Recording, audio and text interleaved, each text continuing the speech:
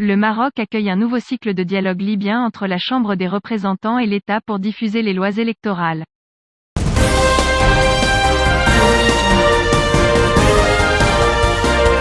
Un rôle important et central est devenu joué par le Maroc en tant que moteur majeur du processus politique libyen, après avoir organisé une série de réunions et de dialogues visant à résoudre les questions litigieuses en suspens, en particulier entre la Chambre des représentants et le Conseil suprême de l'État.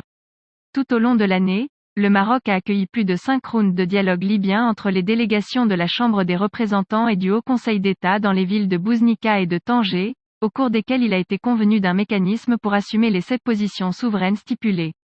à l'article 15 de l'accord politique signé à Skhirat en 2015. Ainsi que des réunions séparées entre chacun d'eux. Avec le différend à ce jour entre les deux conseils sur les lois sur les élections présidentielles et parlementaires, des sources proches du Conseil suprême d'État ont déclaré dans une déclaration à Al-Quds Al-Arabi que le Maroc a repris l'accueil d'un cycle crucial de dialogue entre les délégations de la Chambre des représentants libyenne et le Conseil suprême d'État, pour régler leurs différends sur les lois prévues pour les élections législatives et présidentielles. Le 24 décembre, la règle constitutionnelle. Selon les mêmes sources, des représentants du Parlement et du Haut Conseil d'État, réunis dans la ville marocaine de Bouznika, en présence de l'envoyé de l'ONU en Libye, Jean Koubis, discuteront d'un consensus sur les bases constitutionnelles et les lois électorales, qui n'ont pas encore fait l'objet d'un accord, afin que les élections se tiennent à temps le 24 décembre. Ces différends ont commencé après que le président de la Chambre des représentants, Akila Saleh, a promulgué une loi pour élire le président sans consulter le Conseil suprême d'État ni l'impliquer dans sa préparation, ainsi que l'adoption de la loi par le président sans vote. 2 membres. Et en réponse au Conseil suprême d'État après avoir suspendu sa session, à propos de son vote d'acceptation du fondement constitutionnel sur lequel se tiendront les élections présidentielles et législatives le 24 décembre, qu'il a préparé par l'intermédiaire d'une commission spécialisée constituée par le Conseil.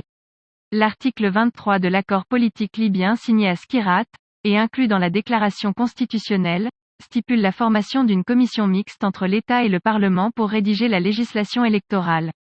Ces divergences ont persisté et exacerbé entre les deux organes jusqu'à présent, et à l'approche des élections libyennes, les avertissements se sont multipliés sur l'utilisation de propositions de loi distinctes émises par les deux organes pour entraver la tenue des élections.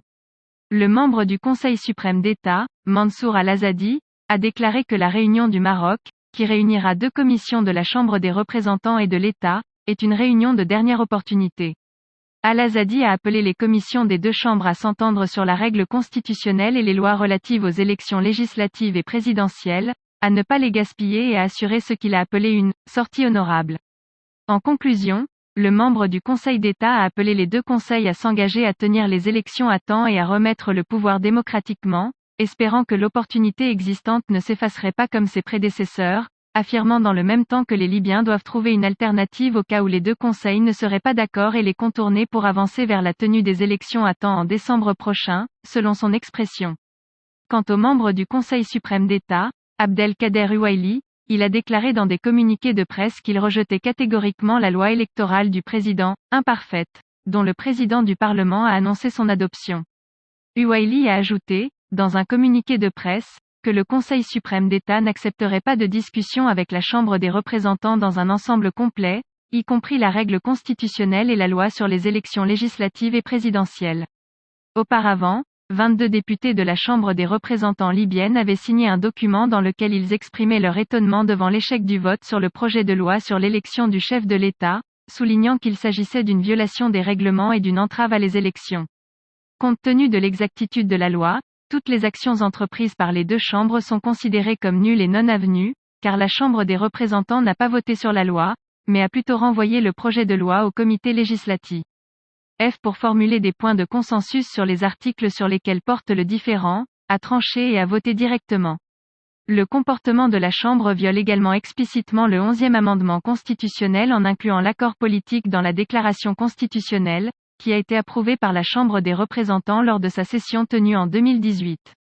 Concrétisant les divergences internes avec les membres, la commission chargée de préparer le projet de loi pour les prochaines élections législatives, qui a été formée par l'actuel président, Akila Saleh, a annoncé qu'elle n'était pas intéressée par le dialogue parallèle qui est en cours de délibération dans Maroc.